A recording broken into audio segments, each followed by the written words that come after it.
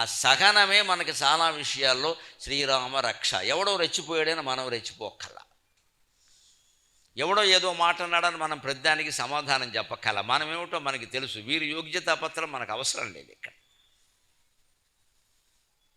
ఎవరో చిన్నదేదో మనకు అపకారం చేశారని వెళ్ళి కత్తేసుకుని వెళ్ళిపోక్కర్లేదు, అంత అవసరం లేదు. ఎందుకంటే వాడు ఏమవుతాడో తెలియదు, కానీ మన ముందు లోపలికి వెళ్ళిపోతాం. వాడు పైకి పోతాడు, వాడు సుఖపడతాడు, మనం లోపలికి వెళ్ళిపోతాం. బయటపడుతుంది కదా, దానికి అంత అవసరమా? ఇవాళ మీరు పత్రికలు చదవండి, అన్ని రకాల హత్యలు, ఆత్మహత్యలు ఆవేశం కారణంగానే జరుగుతున్నాయి. సహనం లేకపోవడం వల్లే జరుగుతున్నాయి. 10వ తరగతి పరీక్ష రేపు పొద్దున్న ఎలా వస్తుందో అని భయపడి ఒక అమ్మాయి ఆత్మహత్య చేసుకుంది. దీనిళ్ళు బంగారంగా రాసేవారు కాగచ్చు కదా. పరీక్ష పేపర్ ఎలా వస్తుందో అని భయంతో చేసుకునే బదులు వేరే ఒక ముక్క మార్చి మాట మార్చుకుని అట్నుంచి నరుక్కొచ్చి ఫోన్లో ఎలాగో భయపడుతున్నాం, ఆ పేపర్ ఏదో చూద్దాం, అది నిజంగా అలాగే వస్తే మనం రాయక లేకుండా ఉంటే అప్పుడు ఆలోచిద్దాం అనుకోవచ్చు కదా. 24 గంటలు బతికేది కదా. ఒకవేళ ఏ భగవంతుడి దయవల్లైనా ఆ పేపర్ కాస్త తేలిగ్గా ఉంటే శాశ్వతంగా బతికేది కదా. ఈ మాత్రం ఆశ మనిషికి ఎందుకు లేదండి? ఇంకా భయం రాకుండానే వస్తుందేమో అని ఊహించి చచ్చిపోతామా? దాని నుంచి మనం బయటపడడానికి సహనమే. అందుకే నీలకంఠ దీక్షితులు గారు నీలకంఠ త్రిశతి అని ఒక గ్రంథం రాశాడు. 300 శ్లోకాలు ఉంటాయి. సభారంజన శతకం, కాలమహిమ, ఇలా చాలా ఉంటాయి.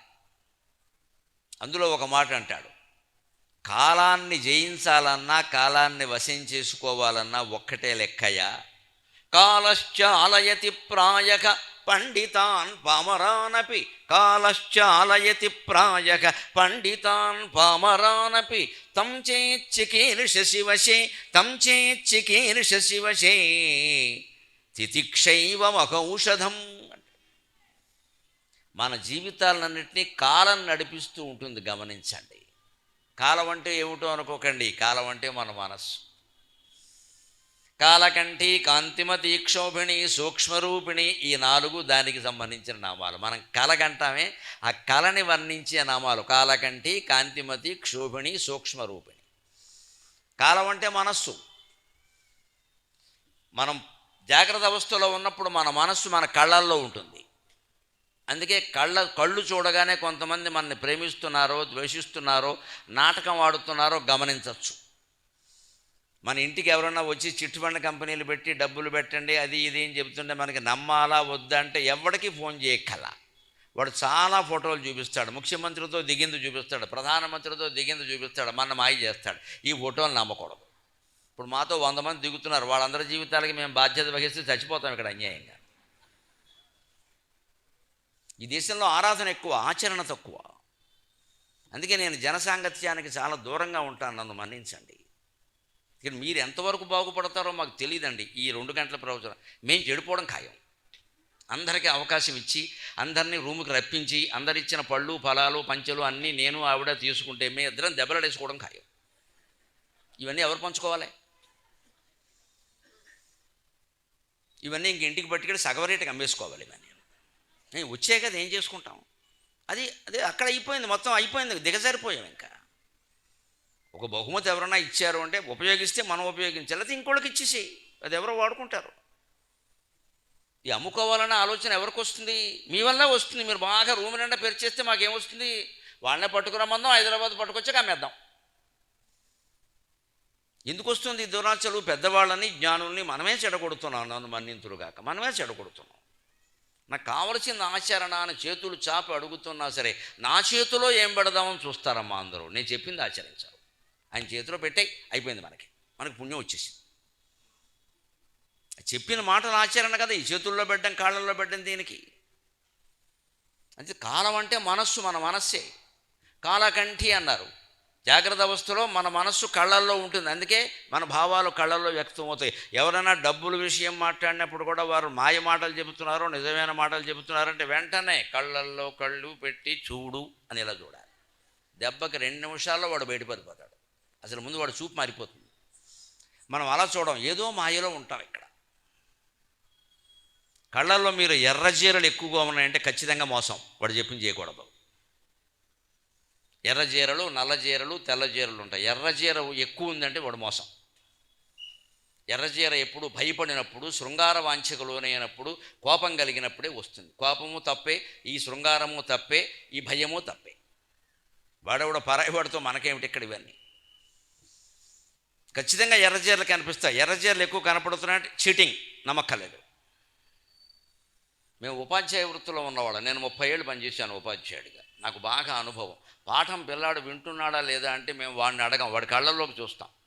వాడి కనుగుడ్లు పక్కకు ఉన్నాయంటే హీజ్ నాట్ లిజనింగ్. కనుగుడ్లు నేరుగా ఉపాధ్యాయుడి మీద ఉంటేనే వాడు వింటున్నట్టు లెక్క. ఇది కాకుండా ఈ పక్కకో ఆ పక్కకో వెళ్ళాయి అంటే పక్కన ఎవరో అమ్మాయి ఉందన్నమాట, అనుమానం లేదు, వాడు వింటలేదు. ఏదో ఆలోచిస్తున్నాడు, లేకపోతే వెంటనే కనిపెట్టేస్తాను, నువ్వు వెంటలేదు అబ్బాయి, నీ చూపు ఇక్కడ, నేను ఇక్కడే చూస్తాను, నువ్వు కళ్ళు ఇక్కడే ఉన్నాయి, చూపు ఇక్కడ లేదు.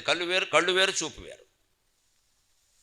మనస్సు అంటే అక్కడ మనస్సు, చూపు అంటే మనస్సు. జాగ్రత్త అవస్థలో మనం కలకనేటప్పుడు ఈ మనస్సు కంఠంలో ఉంటుంది.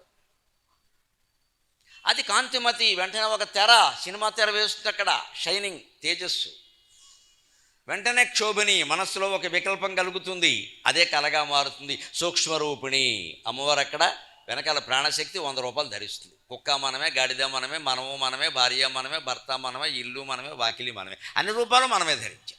కళ్ళలో వచ్చిన రూపాలన్నీ మనమే ధరించాం కదండి, అనుమానం ఏముంది అందులో? ఇంకెవరు ఉన్నారు అక్కడ? అన్ని రూపాలు మనమే ధరించాం.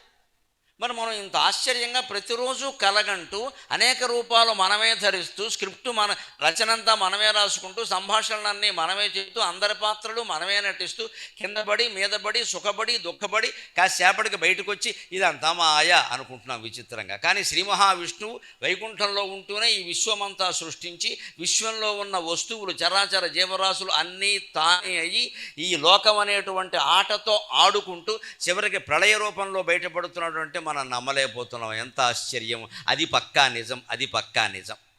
మనం కలగడం, బయటికి రావడం, ఇది మాయా అనుకోవడం ఎంత నిజమో శంకరాచార్య చెప్పినట్టుగా ఈ జీవితం మాయా, జగత్తు మాయా అనడం అంతే నిజం.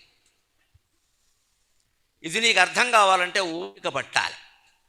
కాలశ్చాలయతి ప్రాయక పండితాన్ పామరానపి.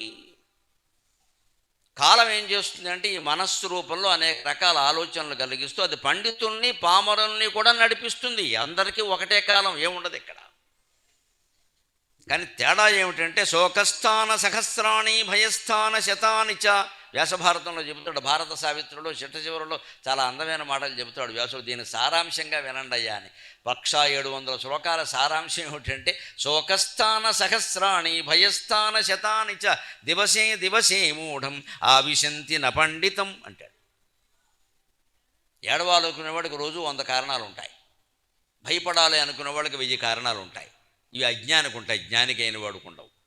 ఏడుపుగొట్టు మొహాలు ఉంటారు కొందరు. ప్రతిదీ లోటే చూడడం, ఎంతసేపు ఆక్షేపణలు ఆరోపణలు, నెగిటివ్ థింకింగ్, వ్యతిరేకం. ఏ విషయం వచ్చినా వ్యతిరేకమైన ఆలోచన, ఎవరి పేరు చెప్పినా వ్యతిరేకమైన వ్యాఖ్య. ఇదే ప్రతిదాన్ని వ్యతిరేకంగా తీసుకోవడం. పోనీ వాడు చెడ్డవాడై మంచివాడైతే మంచివాడి గురించి అయినా మంచిది ఉండాలి కదా. అసలు మొత్తం అన్నీ వ్యతిరేకమే. ఎందుకంటే వాళ్ళ భావనే అలా ఉంది, దాని నుంచి బయటపడలేకపోతున్నారు. వాడు అటువంటి వాడు శోకస్థాన సహస్రాన్ని ఏడవడానికి 1000 కారణాలు ఉంటాయి. భయస్థాన శతానచ భయపడడానికి 100 కారణాలు ఉంటాయి. దివసే దివసే మూఢం ఆవిశంతి, ఇవి మూర్ఖుణ్ణి ఆవేశిస్తాయి. నా పండితం, పండితుడు అంటే జ్ఞాని. ఊరికి గ్రంథాలు చదువుకోవడం కాదు పాండిత్యం అంటే. జ్ఞాని ఆ చదువుకున్న దాన్ని ఆచరణలో పెట్టాడా వాడు జ్ఞాని. వాడిని ఏం చేయవి. అందుకని కాలం అనేది పండితుల్ని పామరుల్ని జ్ఞానుల్ని అజ్ఞానుల్ని స్త్రీలని పురుషుల్ని ఐశ్వర్యవంతుల్ని పేదవాళ్ళని అందరినీ నడిపిస్తుంది. కానీ ఆ నాటకంలో మామూలు వాడు పడతాడు, జ్ఞాని అయిన వాడు పడ్డవు. జ్ఞాని అయిన వాడు ఏం చేస్తాడు? ఆ కాలాన్ని సద్వినియోగం చేసుకుంటాడు. మనం సహనంతో దుష్కాలాన్ని సద్వినియోగం చేసుకోవాలి. దుష్కాలం అంటే ఉద్యోగం పోవడం, వ్యవసాయంలో పంట వరుసగా 2-3 ఏళ్ళు నష్టం రావడం, వ్యాపారంలో నష్టం రావడం, భాగస్వాముల్లో విభేదాలు రావడం, భార్యాభర్తల మధ్యలో విభేదాలు రావడం, కొడుకుతోనో కూతురుతోనో గొడవలు రావడం. ఇక్కడే సహనం. ఓపిక పట్టాలి, ఓపిక పట్టాలి, ఓపిక పట్టాలి. వెంటనే తెంచేసుకోవద్దు, ఓపిక పట్టాలి. ఇవాళ పెద్ద సమస్య ఏమిటంటే వివాహాల్లో మనం కోట్లు 10 కోట్లు 12 కోట్లు ఖర్చు పెడుతున్నాం. కోటికి 1 ఏడాది కాపురం చేస్తారనే గ్యారంటీ లేదు ఇక్కడ. కోటికి 1 ఏడాది లెక్క. 6 నెలలు ఏడాది కాకుండా విడాకులు అయిపోతున్నాయి. ఎందుకంటే ఇగో అహమే ఎక్కడికి. ఆయన చెప్తే నేను ఎందుకు వినాలి, ఆవిడ చెప్తే నేను ఎందుకు వినాలి. ఇదివరకు తల్లిదండ్రులు అటు ఇటు కూడా బుద్ధి చెప్పి పంపించేవారు. ఇప్పుడు చెప్పకపోగా వచ్చాయి మనకంటే అంటున్నారు అంతే. ఇక్కడ మురళీనగర్లో అపార్ట్మెంట్ సిద్ధంగా ఉంది, వచ్చాయి. ఎంతసేపు పోషిస్తామమ్మా ఇంట్లో పెట్టుకుని? ఎంత అవమానం. భర్త లేకుండా లేదా భార్య లేకుండా తోడు నీడ లేకుండా ఒక్కడైనా కొడుకునో కూతురునో మన ఇంట్లో పెట్టుకుంటే మనకి కీర్త, వాళ్ళకి కీర్త. నోరు మూసుకొని కాపురానికి మమ్మల్ని చెప్పొద్దు, వెంటనే చెప్పాలి ఖచ్చితంగా. నాకు తెలిసిన కథ ఒకటి చెబుతున్నానమ్మా, పేరు చెప్పాను, మంచిది కాదు కాబట్టి. మాకు దూర బంధువుల అమ్మాయి ఒక ఆవిడ, 33 ఏళ్ళు వయసు. దురదృష్టం, భర్త పోయాడు ప్రమాదంలో. 3 పిల్లలు ఉన్నారు, అప్పటికి 3 పిల్లలు ఉన్నారు. ఆవిడ పాపం పుట్టింట్లో ఉంది, 6 నెలల్లో ఎంతో ఉంది. తర్వాత ఆవిడకే అనిపించింది, వాళ్ళ అన్నగారిని అడిగింది. అన్నగారు అక్కడే ఉంటున్నాడు, తండ్రి ఎక్కడే ఉన్నాడు. అన్నయ్య, నువ్వైతే మంచి సలహా ఇస్తావు, నాకు ఇక్కడ ఉంటున్నాను బాగానే ఉంది, వదిన నువ్వు అందరూ బాగానే చూస్తున్నారు, తల్లి లేకపోయినా అది బాగానే ఉంది, నా పిల్లలతో ఉంటున్నాను, భర్త పోయాడు. కానీ మా అత్తమామలు అక్కడ ఉన్నారు, వాళ్ళు కొడుకు పోయిన దుఃఖంలో ఉన్నారు. మరి నేను ఇక్కడ ఉండాలా అక్కడ ఉండాలా? నువ్వు చెప్పు అంటే, నన్ను అడిగావు, నిష్పక్షపాతంగా చెప్పమన్నావు కాబట్టి చెబుతున్నానమ్మా. అత్తారింట్లో ఉంటే నువ్వు మహారాణి, ఇక్కడ ఉంటే దాసి, నీ ఇష్టం అని చెప్పాడు అన్నగారు. అత్తారింట్లో ఉంటే నువ్వు మహారాణి, 3 పిల్లల తల్లివి, భర్తను కోల్పోయి ఉన్నావు, కొడుకును కోల్పోయి వాళ్ళు ఉన్నారు. ఆ 3 పిల్లల్లో కొడుకును చూసుకుంటారు, నిన్ను బాగా చూస్తారు. ఇంకేం ఆశించి ఇక్కడ ఉంటున్నావు నువ్వు? నువ్వు ఇక్కడ ఉన్నావనుకో, మీ వదిన గారు నా భార్య ఇవాళ నిన్నేదో చూడొచ్చు, రేపు పొద్దు నుంచి మొదలెడుతుంది. ఇక్కడ చూరెట్టుకు వేలాడుతున్నారు పిల్లలు, ఒకటి దురదృష్టం, మొహం కూడా చూడకూడదు, ఇవన్నీ వచ్చేస్తాయమ్మా. ఇన్ని మాటలు అనిపించుకుంటావా? అందుకని ఒక్క మాట చెబుతున్నాను, నిన్ను పోషించడం కష్టం కాదమ్మా, నాకేదో భగవంతుడు ఇచ్చాడు, చేద్దాం. మన కులవృత్తి మనకుంది, పెద్ద విషయం కాదు. నా కొడుకు ఎంతో మేనల్లుళ్ళు అంతే, 2 ఆడపిల్లలు, కొడుకు, ఎవరో 3 పిల్లలు ఉన్నారు.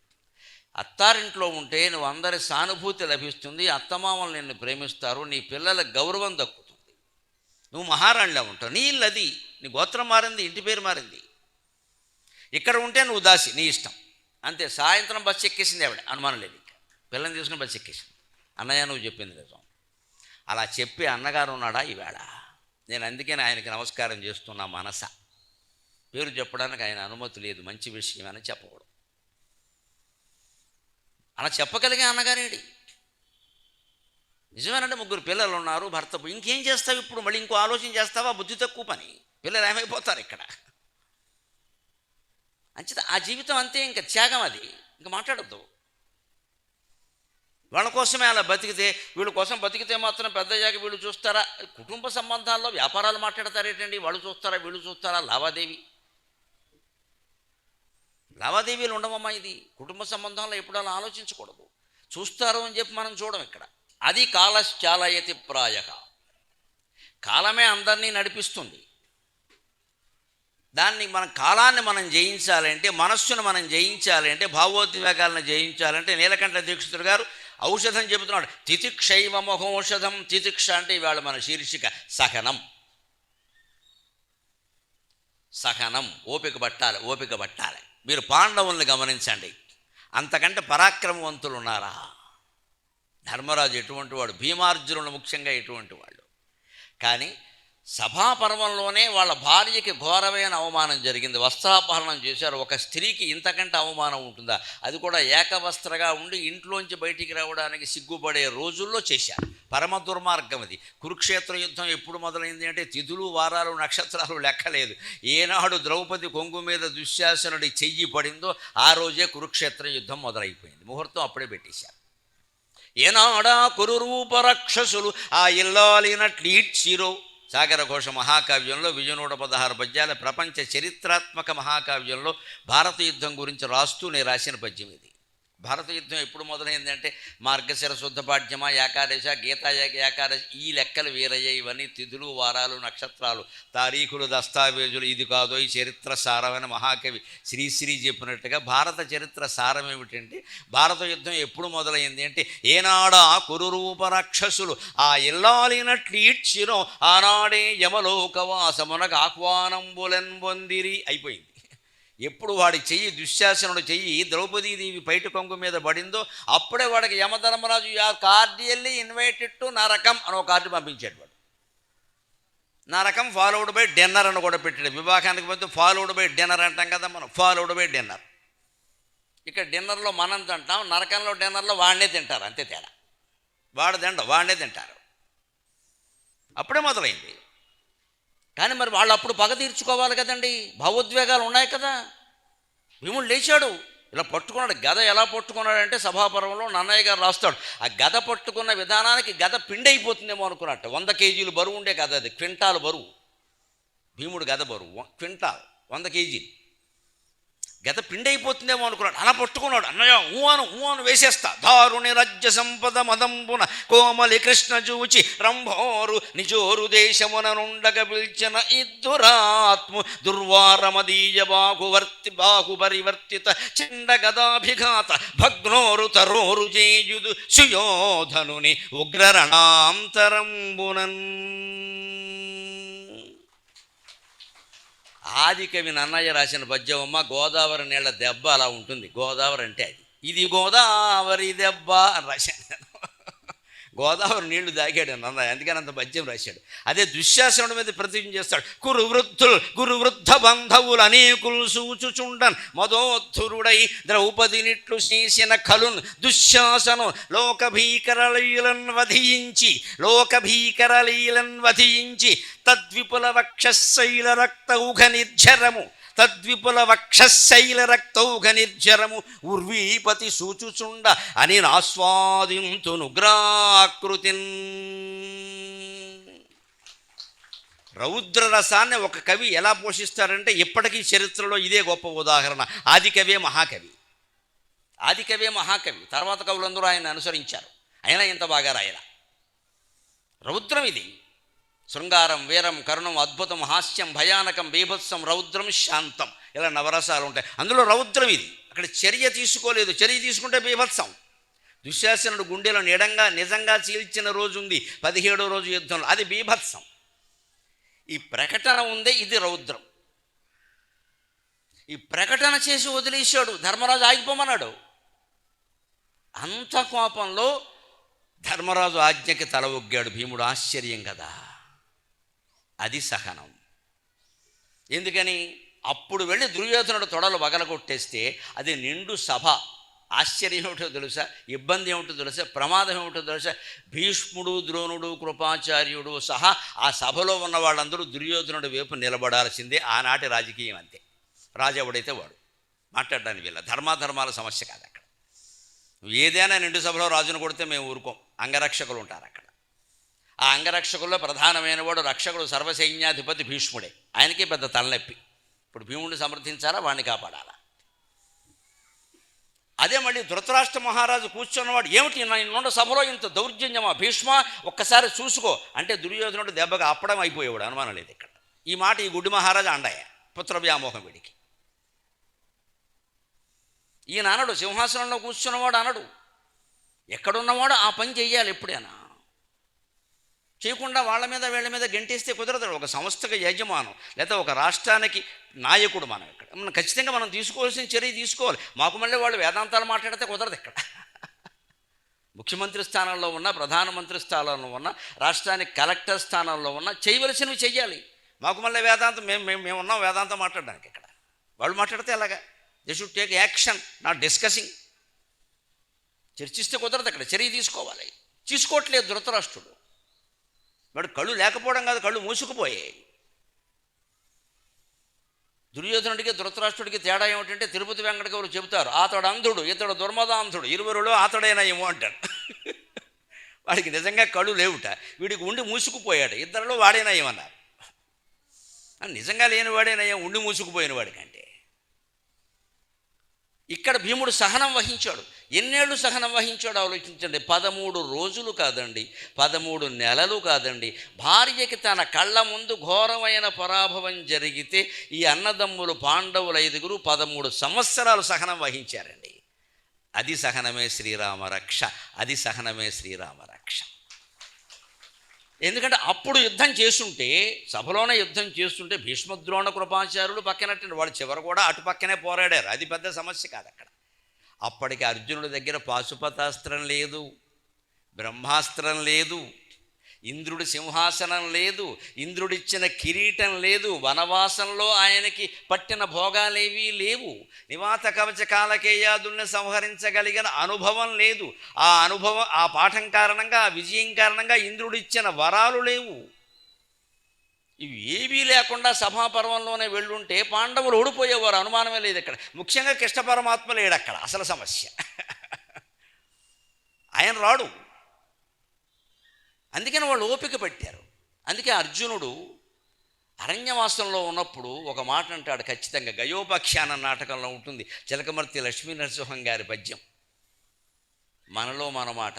ఇప్పుడు నేను చెబుతాను ఆ పద్యం ఎంత బాగుంటుందో. ఆ గయోపాఖ్యానం అనే నాటకాన్ని రాసిన మహానుభావుడు పుట్టుగుడ్డి అమ్మ, పుట్టుగుడ్డి చిలకమర్తి లక్ష్మీ నరసింహరావు గారు. నేను విన్నాను, లేదా మధ్యలో గుడ్డివాడు అయ్యాడు ఏదో రకంగా, మొత్తం మీద గుడ్డివాడుగా ఉండి ఆయన నాటకాలు రాశాడు.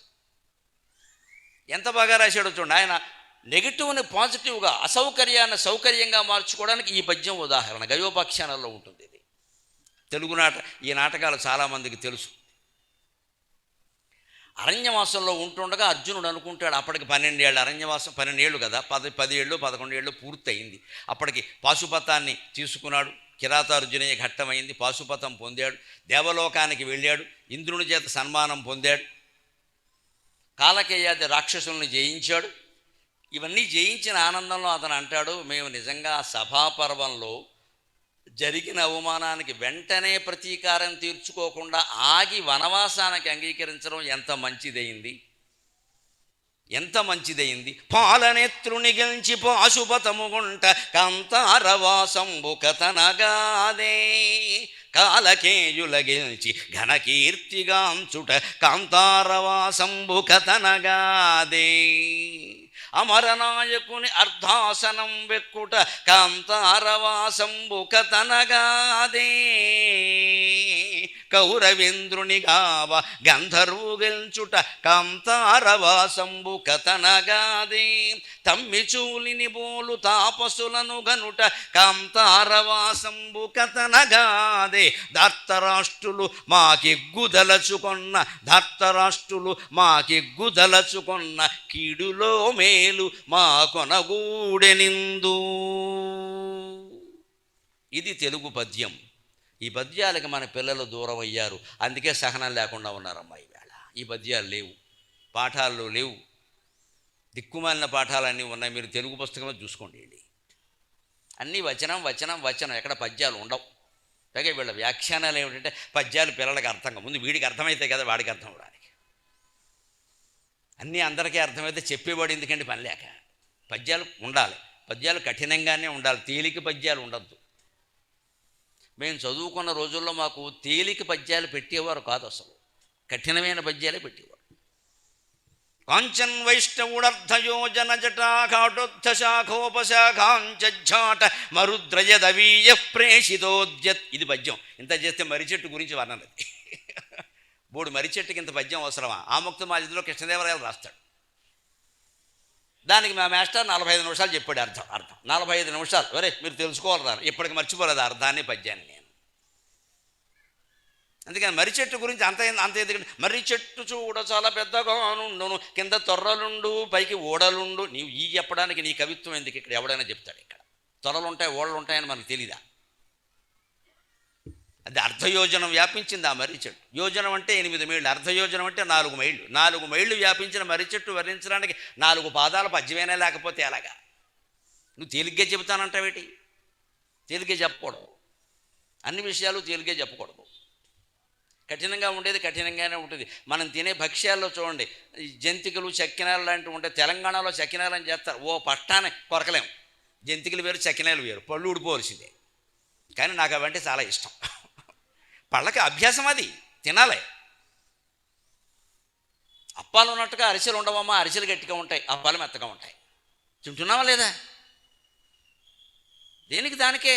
జీవితమేనా అంతే, కఠినమైనవి కొన్ని ఉంటాయి, తేలికైనవి కొన్ని ఉంటాయి. సాహిత్యమేనా అంతే, అర్థం చేసుకోవాలి. అది ఇలా మారిపోవాలి, ఇది ఇలా మారిపోవాలంటే అలాగా 12 ఏళ్ళు ఆగడం వల్ల కలిసి వచ్చింది ఏమిటంటే, అర్జునుడు చెబుతున్నాడు ఇక్కడ, సహనం అంత గొప్పది. పాలనేత్రుని గెలించి పాశుపతముగొంట కంతారవాసంబు కథనగాదే. ఈశ్వరుణ్ణి గెలిచి నేను పాశుపతాస్త్రం పొందగలిగానంటే కిరాతార్జునీయం కారణంగా, అరణ్యవాసమే దానికి కారణం కదా. అరణ్యవాసానికి ముందే సభాపర్వంలోనే ద్రౌపది వస్త్రాలు ముట్టుకోగానే దుశ్శాసనుణ్ణి దుర్యోధనుణ్ణి చంపేసి ఉంటే మాకు ఈశ్వర దర్శనం దొరికేదా, పాశుపతాస్త్రం దొరికేదా? జీవితంలో కూడా మనకు కష్టాలు వస్తాయి. ఎందుకంటే భగవంతుడు తర్వాత మహత్తరమైన సుఖాన్ని ఇవ్వడానికి నిశ్చయించుకుని మనకి కష్టాలు ఇస్తాడమ్మా. కంగారు పడద్దు, కంగారు పడద్దు. బాగా పొయ్యి బాగా పొగొస్తుంది అనుకోండి, గ్యాస్ పొయ్యిలో అర్థం కాదు, మన కట్టెలు పోయినప్పుడు అర్థం. బాగా పొగొస్తోంది, పొగ కళ్ళు పొగతో కళ్ళు పోయేలా ఉన్నాయంట. అంటే అర్థం ఏంటంటే తర్వాత జ్వాల బ్రహ్మాండంగా వస్తుంది. కాస్త పొగ నువ్వు తట్టుకుంటే జ్వాల బ్రహ్మాండంగా వస్తుంది. కురిపేసింది అనుకోండి ఎక్కడైనా, అది బాగా సలుపుతూ ఉంటుంది కదా. మొదటి రోజు కాదు, 3వ రోజున బాగా సలుపుతుంది. పెళ్ళి అయితే 16 రోజుల నుంచి సలపడం మొదలవుతుంది. ముందు 16 రోజులు బాగానే ఉంటుంది. కురుపు 3వ రోజే మొదలవుతుంది. పెళ్ళికి కురుపుకి తేడా, అది కొంచెం డేస్ తేడా. ఈ కురుపు ఒక్కడికే వేస్తుంది, పెళ్ళి అయితే ఇద్దరికి వేస్తుంది, అంతే తేడా.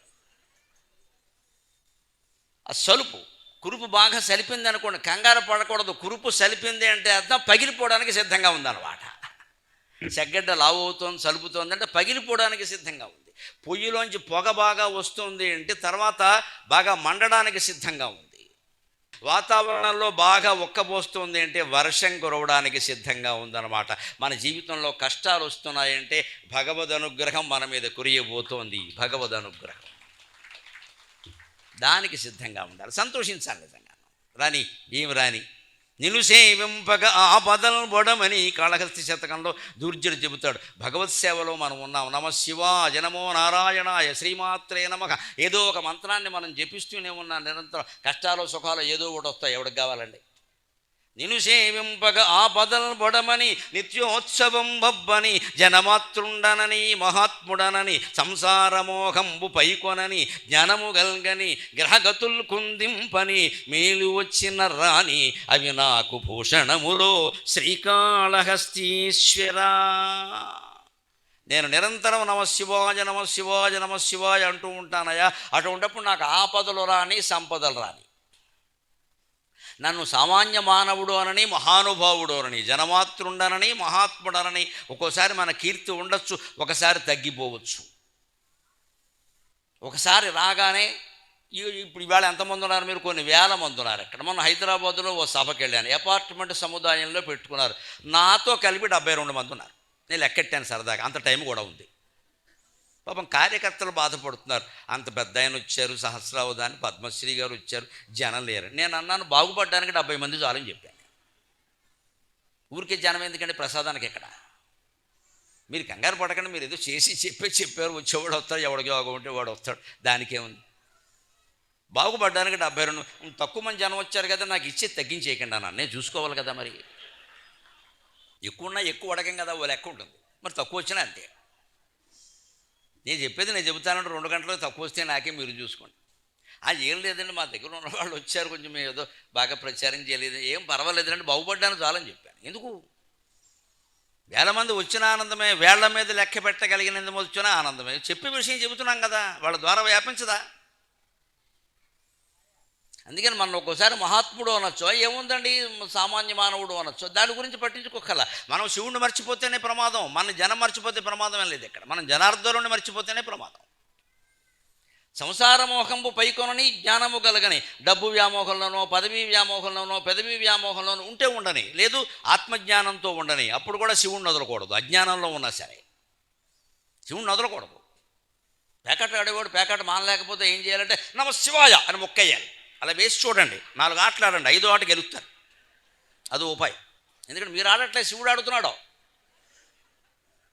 శుభ్రంగా చొక్కేసుకున్న వాళ్ళు కూడా మీరు మానరు, నాకు తెలుసు. ఆంధ్రప్రదేశ్కి ఆదాయం అదే కదా, తెలంగాణకు. మీరు ఎలా మానతారు? మిమ్మల్ని మాననివ్వరు. అందుకని వేసుకోండి, చొక్కేసుకుంటే నమశివాయ నమశివాయ నమశివాయ అని వేసుకోండి. ఆచరణలో పెట్టి చూడండి. నేను తాగే అలవాటు ఉన్న వాళ్ళకి మొహమాటం లేకుండా చెబుతున్నా, మీరు ఆచరణలో పెట్టి చూడండి. రెండో రోజు మానేస్తారమ్మా, రెండో రోజు మానేస్తారు ఖచ్చితంగా. భగవన్నామం ప్రభావం అటువంటిది, భగవన్నామం ప్రభావం అటువంటిది. దుర్వ్యసనాలు పోవాలంటే ఆ పని చేయాలి. నేను తాగుతున్నాను కదా, దేవుని స్మరించడం తప్పు. వద్దు, స్మరించు, తాగు. ఏమవుతుంది అంటుంటే నమశివాయ నమశివాయ అంత పక్కవాడు ఏందిరా యదవసంతా అదేనా మాన ఇదేనా మాన అంటాడు. వీడేం చేస్తాడో అది మానేస్తాడు, ఇది మాన ఇదే మానేయాలి, అది ఉంచుకో. చెడ్డ పని చేసేటప్పుడు మంచి పని చేయొద్దు అంటే మానేయవలసింది చెడ్డ పనా మంచి పనా? ఏది మానేస్తావు? ఇక్కడే విచక్షణ.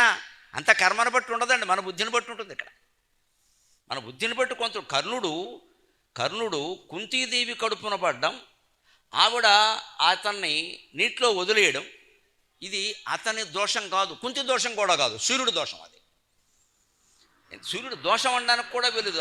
ఆ నిర్ణయం దేవలోకంలో జరిగింది. ఆ నిర్ణయం దేవలోకంలో కుంతి ఒప్పుకోలేదు. కుంతిని అనడానికి వీల్లేదండి, సూర్యుడే చేశాడు అక్కడ. కుంతి ఒప్పుకోలేదు. వ్యాసభారతం చదివితే అర్థమవుతుంది. వద్దు వద్దు, నా జోలికి రావద్దు, నేను కన్యని, నేను గర్భం ధరిస్తే పుత్రుడిని ఏం చేయాలి, అన్ని నిర్ణయాలు అయ్యాయి, నువ్వు మాట్లాడక నేను చూసుకుంటా, వదిలేసేయని చెప్పాడు. పుట్టిన పిల్లాన్ని ఏం చేయాలంటే వదిలేయి, నేను చూసుకుంటా అన్నాడు. ఆ పెట్టే సరిగ్గా ధృతరాష్ట్రుడు రథసారథి దగ్గరికి వెళ్ళేలా సూర్యుడే చేశాడు. ఎందుకంటే దేవలోకంలో ప్రణాళిక. వీళ్ళ తగాదా ఇప్పటిది కాదు, రామాయణ కాలం నాటి వాలి సుగ్రీవులు తగాదా. అప్పుడు భగవంతుడు ఇంద్రపుత్రుడైన వాలిని చంపించి సూర్యపుత్రుడైన సుగ్రీవుణ్ణి కాపాడాడు. ఇక్కడ సూర్యపుత్రుడైన కర్ణుడిని చంపించి ఇంద్రపుత్రుడైన అర్జునుడిని కాపాడాడు. భగవంతుడికి ఇంద్రుడు సూర్యుడు మేనల్డు తోడళ్ళు ఉండవు. ఏది ధర్మమో ఎవరి ధర్మమో వారినే కాపాడతాడు. అప్పుడు ఉన్నంతలో సుగ్రీవుడిదే ధర్మం, ఇప్పుడు అర్జునుడిదే ధర్మం. ఉన్నంతలోనే ధర్మం, పూర్తిగా పక్కా ఎవడు దొరకడు. ఇక్కడ పుట్టినప్పటి నుంచి బ్రహ్మాండంగా మంచివాడుగా ఉండాలంటే గౌతమ బుద్ధుడికి సాధ్యం కాలేదు, మనకెక్కడ సాధ్యం అవుతుంది? అది కాదు. కాబట్టి ఉన్నంతలో మంచివాడు. రాజకీయ పార్టీలైనా అంతే, ఎన్నికల్లో ఓటేక తప్పదు కదా, ఎవరికి వెయ్యాలి? ఉన్నంతలో మంచివాళ్ళకి వెయ్యాలి. మొత్తం పక్కా దొరకరు, నువ్వు పక్క వెళ్ళిపోవలసింది, ఎవరు దొరకరు నీకు. ఉన్నంతలో మంచివాళ్ళని ఎంచుకో, నష్టమేంటి? వాళ్ళకంటే వీళ్ళ నయం, వీళ్ళకంటే ఇంకోళ్ళ నయం, దానికేముంది ఇక్కడ? అప్పుడు వాళ్ళకు కూడా ఏమనిపిస్తుంది, ఎంతో కొంత మంచివాళ్ళం కాబట్టే కదా మనకు ఓటేసా, ఇంకాస్త మంచివాళ్ళం అయితే ఎప్పుడు వేస్తారు కదా, ఆ భావన వారికి కలుగుతుంది కదండి. మొత్తం రాజకీయాలను వ్యతిరేకించడము తప్పే. అలాగని మనం వాళ్ళు వేసుకున్నప్పుడు మా అందేం పోయిందని చెప్పి 3,000 బదులు 5,000 అడిగి వేయడం మరీ తప్పు. ఇంక నీకు అడిగే అవకాశం కూడా లేకుండా పోయింది. వాళ్ళు చెడిపోయారు, నువ్వు చెడిపోతావా? నాకు డబ్బు అక్కర్లేదయ్యా, ఉన్నంతలో నాకు ఈ పార్టీ మంచిది అనిపించింది, నేను వేస్తున్నా అంటే ఆ పార్టీ వాళ్ళకి మిగిలిన పార్టీ వాళ్ళకు కూడా వచ్చేస్తుంది బుద్ధి, ఖచ్చితంగా క్రమంగానైనా వస్తుంది. అలా మనం అన్నిటినీ మార్చొచ్చండి, సహనం కారణంగా మార్చొచ్చు. సహనమే శ్రీరామ రక్ష. అందుకని కర్ణుడు కుంతి కడుపున పడడం, నదిలో పడిపోవడం, ఎక్కడికో వెళ్ళిపోవడం అది కర్మ, దేవలోకంలో నిర్ణయమైంది. కర్ణుడిదేం లేదు. కానీ ఆయన బుద్ధి దోషం ఎక్కడుందో తెలుసా? దుర్యోధనుడి దగ్గర చేరడం కూడా ఆయన బుద్ధి దోషం కాదు. ధృతరాష్ట్రుడు రథసారథి దగ్గరికి వెళ్ళాక దుర్యోధనుడి దగ్గర చేరకపోతే ఎవరి దగ్గర చేస్తాడు? చేరాడు. కానీ అక్కడ చేరి పాండవులను ద్వేషించడం ఉందే, అది ఆయన స్వభావ దోషం. మన బుద్ధుల్ని మనం అక్కడ కాపాడుకోవాలి. కర్మవశాత్తు మనం అనాథలం కావచ్చు, తల్లి తండ్రి కూడా మనం వదిలేయచ్చు. లేదు, తల్లి వదిలేయచ్చు, తండ్రి ఒక్కడే ఉండొచ్చు, తండ్రి వదిలేయచ్చు, తల్లి ఒక్కరే ఉండొచ్చు. దురదృష్టవశాత్తు ఇద్దరూ లేకపోవచ్చు. ఇది మన దోషం కాదు. ఇది తర్వాత ఎదిగా కనీసం 16 ఏళ్ళు వచ్చాకైనా మనం ఎలా బతికామనేది మన దోషమేక. ఇంకా వాళ్ళని అనుకుంటూ కూర్చుంటే ఎలాగా? అది అయిపోయింది. అది అంచేది ఎప్పుడు కర్మ ప్రకారం నడిచేది వేరు, మన దోషాలు వేరు. మన దోషాలు మనం సరి చేసుకోవాలి. మనకి వ్యక్తిత్వం వచ్చింది, 20 ఏళ్ళు వయసు వచ్చింది, ఇంకా నా తల్లి ఏం చేసింది, తండ్రి, ఈ మాటలు అనవసరం. ఇప్పుడు ఇంకా అయిపోయింది. అది 20 ఏళ్ళు అయింది, 30 ఇంకా మాట్లాడకూడదు ఆ విషయం. ఇప్పుడు నీ బతుకు నువ్వేం చేసుకున్నావు? నీకు వయస్సు ఉంది, జ్ఞానం ఉంది, సఖతీదుకోవచ్చు కదా. అలా కూడా చేసుకోరు. ఎంతసేపు గ్రహస్థితిని, వాస్తుని, జ్యోతిష్యాన్ని, పూర్వజన్మలను తిడుతూ కూర్చుంటారు. ఎందుకంటే సొంత తప్పు ఒప్పుకోవడం ఇష్టం లేక. అదిగా చేయవలసిన మాట అక్కడ. అందుకని ఎప్పుడు అర్జునుడిదే ప్రమాణం. కర్ణుడు అనాథ కావడం అనేది పైన నిర్ణయం, ఆయన సొంతం కాదు. కుంతీదేవి దోషం కూడా కాదు. నిజానికి ఆవిడ కావాలనే సూర్యుడిని అడిగే వదిలిపెట్టి, నేనేం చేయను అంటే వదిలేసి నేను చూసుకుంటాను. అయ్యో బిడ్డ వెళ్ళిపోతున్నాడు, నేను చూసుకుంటున్నాను కానీ నువ్వు ఎందుకు, నువ్వు ఇంటికి వెళ్ళిపో అన్నాడు. అందుకే పైన ప్రణాళిక జరిగింది, అది దేవలోక ప్రణాళిక. Divine plan, marriages are made in heaven, we made it hell. Marriages హెవెన్లో నిర్మాణం అయితే మనం వీ మేడ్ ఇట్ హెల్. నువ్వు వదిలే నేను చూసుకుంటాను, చూసుకున్నాడు కదా, జరిగేదేదో జరిగింది. కొన్నుండి ఎప్పుడు కాపాడే ప్రయత్నమే చేశాడు సూర్యుడు, ఎప్పటికప్పుడు కనిపించాడు, ఏదో ఒకటి చెప్పాడు. తండ్రి అని చెప్పకపోయినా ఆయన శ్రేయోభిలాషిగా అన్ని మార్గాలు చెప్పాడు. కొన్ని కర్ణుడు చేశాడు, కొన్ని చేయలేదు. అది ఆయన బుద్ధి దోషం, సూర్యుడు దోషం కాదు. ఇలా మన జీవితాలను కూడా మనం సూక్ష్మంగా పరిశీలించుకోవాలి. అర్జునుడిలాగే ప్రవర్తించాలి. 12 ఏళ్ళు 13 ఏళ్ళు సహనంగా ఉన్నారు. అటువంటి పాలనేత్రుణ్ణి గెలిచి పాశుపతాస్త్రం తీసుకోవడం అరణ్యవాసం వల్లే కదా. కాలకేయుల గెలిచి ఘనకీర్తిగా అంచుట కాంతారవాసంబు కథనగాదే. నివాత కవచ కాలకేయాది రాక్షసులందరినీ జయించి ఇంద్రుని యొక్క కిరీటాన్ని నెత్తి మీద పెట్టించుకున్నాను. ఇంద్రుడి యొక్క ఆసనంలో సగం ఆసనం నాకు ఇచ్చాడు. అది అరణ్యవాసం వల్ల కాదా. అమరనాయకుని అర్ధాసనం వెక్కుట కాంతారవాసంబు కథనగాదే. ఇంద్రుడంతటి వాడు నన్ను పిలిచి తన ఆసనంలో సగంలో ఆయన కూర్చున్నాడే. నర్తనశాల సినిమాలో మనకి చూపించారే, ఎస్ జానకి గారి పాట ఎంత బాగుంటుందండి. నరవరా ఓ కురువరా, ఎంత అందమైన పాట, ఎంత అందంగా పాడిందా ఇల్లాలు ఊర్వశి పాత్రలో ఉండగా. మరి అంత గొప్ప యోగం పట్టడం నాకు అరణ్యవాసం వల్లే కలిగింది కదా. సభాపర్వంలోనో యుద్ధం వస్తే దుర్యోధనుడు మమ్మల్ని చంపడమో మేము ఆయన్ని చంపడమో అయిపోతే ఈ యోగాలన్నీ ఎక్కడుంటాయి? అంచేత మన జీవితంలో కూడా కష్టాలు వచ్చినప్పుడు, దుఃఖాలు వచ్చినప్పుడు మనం బతికి ఉంటే, ఉత్సాహంగా ఉంటే, వాటిని తట్టుకుంటే, పంటి బిగింపులో ఆ కష్టాన్ని భరిస్తూ భగవన్నామస్మరణ మానకుండా ఉంటే మన కోసం పరమ సౌఖ్యం రాసిపెట్టి ఉంది. అనుమానమే లేదు, అందులో అనుమానమే లేదు. అదే ఈ పద్యం తాత్పర్యం, నేను ఎంచుకోవడంలో ఉద్దేశమేది. అవన్నీ జరిగాయి. అంతేకాదు, దుర్యోధనుడి మీద పగ తీర్చుకునే అవకాశం ఇంకో రకంగా వచ్చింది అరణ్యవాసంలో. అదే చెబుతున్నాడు ఇక్కడ. కౌరవేంద్రుని గావ గంధర్వు గెల్చుట కాంతారవాసంబు కథనగాది. ఆ దుర్యోధనుడు వీళ్ళు ఇలా వనవాసంలో సుఖంగా ఉండడం కూడా ఇష్టం లేక ఘోషయాత్ర పేరు మీద వచ్చాడు అక్కడికి. వీళ్ళు ఏమన్నారు? అసూయ తప్పితే. రావణాసురుడు అంటే కామవాంఛ, దుర్యోధనుడు అంటే అసూయ. దుర్యోధనుడికి కామవాంఛ లేవని కాదు, తక్కువ, చాలా తక్కువ. రావణాసురుడికి అసూయ లేదని కాదు, తక్కువ, చాలా తక్కువ. వాడికి అవసరం కూడా లేదు. వాడికి ఎంతసేపు కామవాంఛ, వీడిది అసూయ. ఈ అసూయ కారణంగా వాడు పాండవులు వనవాసంలో కూడా సుఖంగా ఉండడం ఇష్టం లేక నలుగురు డాన్సర్లను వేసుకున్నక్కడికి మందు విందు చిందు పొందు అన్ని వాళ్ళ ముందే సాగించాడు ఇక్కడ.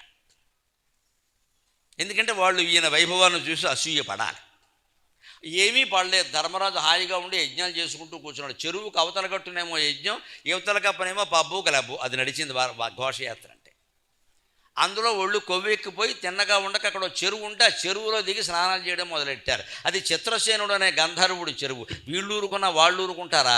ఆ చిత్రసేనుడు భటులు వచ్చారు, దుర్యోధనుడితో యుద్ధం మొదలుపెట్టారు. వాళ్ళని ఏదో కొంచెం అటు ఇటు చేసేసరికి అసలు ఆయన వచ్చాడు చిత్రసేనుడు. ఆయన బలవంతం ఉపయోగించాడు. దుర్యోధనుడిని కట్టి వారేసి రథం స్తంభానికి కట్టేసి లాక్కుబెళ్ళి. అప్పుడు దుర్యోధనుడు సైనికులందరూ వచ్చి ధర్మరాజు కాళ్ళ మీద పడ్డారు. ఏమైందండి? తిరగబడింది కథ, డామిట్ కథ అడ్డం జరిగిందని గురజాడ అప్పారావు గారి మాట. నువ్వు వాళ్ళనేదో ఏడిపిద్దామని పెడితే వీడి ఆడవలసి వచ్చింది. అక్కడ చెరపకురా చెడేవు అంటే అర్థం ఇది.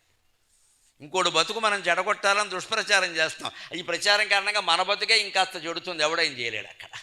ఇది చెరపకురా చెడేవు. అందుకని వాడు చెడగొట్టాలని చూశాడు, చెడింది బతుకు. అప్పుడు మళ్ళీ ఎవరు కాపాడాల్సి వచ్చింది? కౌరవుల భటులందరూ వచ్చి ధర్మరాజు కాళ్ళ మీద పడి, అయ్యా నువ్వు దయామయుడివి, దుర్యోధనుడిని ఎలాగైనా రక్షించు, మమ్మల్ని రక్షించు, లేకపోతే వాడిని చావగొట్టేస్తారంటే ధర్మరాజు ఆశ్చర్యకరంగా ఏ భీమార్జునులు పగతో కక్షతో ధనుష్ ఈయన పట్టుకుని గద ఆయన పట్టుకుని రగిలిపోతున్నారో వాళ్ళిద్దరిని పిలిచి మీరే వెళ్ళి దుర్యోధనుని రక్షించండి అన్నారు. అప్పుడే వచ్చింది తెలుగులో సామెత, కాగల కార్యంగా గంధర్వులు తీర్చారు. భీముడు అంటాడు ఆ మాట. ఏమిటయ్యా అన్నయ్య, నీ దయకి అర్థం ఉండాలి. ఆవేళ సభాపర్వంలోనే ద్రౌపది వస్త్రం మీద చెయ్యేసినప్పుడే వాడిని పగలగొడతాను అంటే ఆగు అన్నావు, ఆగేం ఇక్కడ. ఇప్పుడు వాడిని ఎవరో గంధర్వులు పట్టుకుపోతుంటే మనకేం పని అయ్యా, విడిపించడం పని లేక మన శత్రువుని కాగల కార్యం గంధర్వులు తీర్చారన్నాడు. మన పగ మనం తీర్చుకోవాల్సిన పని లేకుండా, రూపాయి ఖర్చు లేకుండా గంధర్వులు వాడిని బంధించి పట్టుకెడుతుంటే మనం ఆనందంగా విందో వినోదమో చేసుకోవాలి. కానీ మమ్మల్ని రక్షించమంటామంటే ధర్మరాజు చాలా గొప్ప వ్యూహంతో ఉంటారండి. మనిషిని భౌతికంగా కంటే మానసికంగా జయించడం ధర్మరాజు వ్యూహం. ధర్మరాజు పాత్రలో ప్రత్యేకతే అది. ధర్మరాజు పాత్ర గురించి ఇంకా మీకు విశేషాలు తెలుసుకోవాలంటే ఆ మధ్య 2 నెలల క్రితం నేను సికింద్రాబాద్ రైలు నిలయంలో ప్రత్యేకం ధర్మరాజు పాత్ర మీదే 2 గంటలు మాట్లాడా. అది మా శ్రీ గరికపాటి నరసింహరావు అఫీషియల్ అని యూట్యూబ్లో ఉంది. ధర్మరాజు పాత్ర విశ్లేషణ. ఆయనలో ఉండే రాగద్వేషాలు, లోపాలు, గుణాలు అన్నీ వస్తాయి. ఆ పాత్రలో ఔన్నత్యం ఏమిటి అంటే, నీకు తెలియదు భీమార్జునులు, మీరు వెళ్ళండి విడిపించి తీసుకురండి అన్నాడు. వాళ్ళు మొత్తం మీద అన్నగారు ఆజ్ఞ పాటించి విడిపించి తీసుకొచ్చాక ద్రౌపదీదేవి రుబ్బురోల దగ్గర కూర్చుని చట్నీ చేస్తోంది, కొబ్బరికాయ పచ్చడి. అది పచ్చడి కొబ్బరికాయం చేస్తుందో వీడు తలకాయం చేస్తుందో తెలియదు. ఆవిడ అలాగే రుబ్బుతోంది. అక్కడ రుబ్బాలే రుబ్బాలే రుబ్బాలే అంటాం. అక్కడ కూర్చోబెట్టాడు వీడిని. ఇంతకంటే అవమానం ఉందా?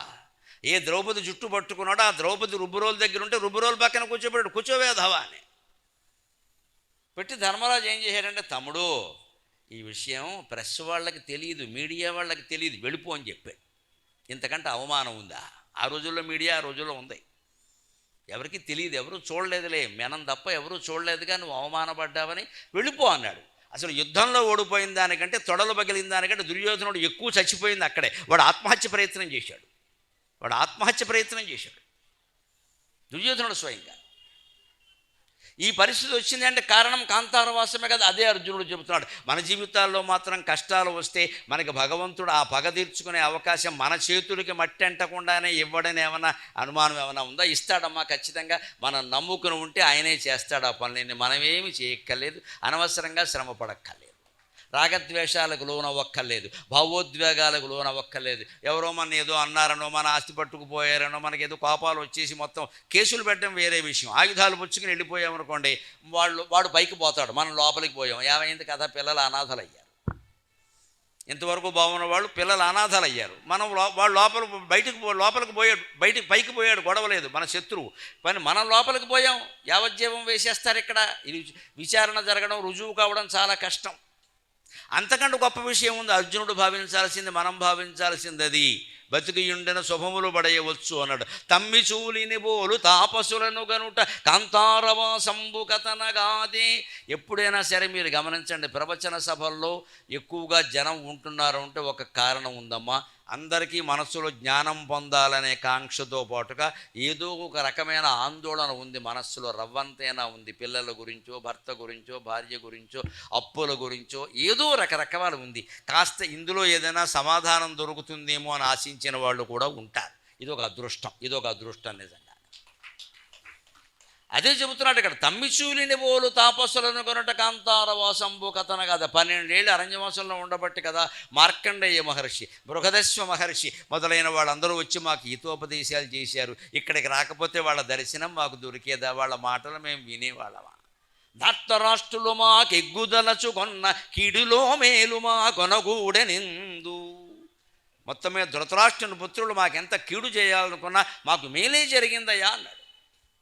అంటే తొందరపడకుండా ఆవేశపూరితమైన చర్యలు తీసుకోకుండా ఉంటే భగవంతుడు మనకి మేలు చేస్తాడు. యువతరం ప్రత్యేకంగా గ్రహించాల్సిన మాట సహనం. ఓపిక పట్టు.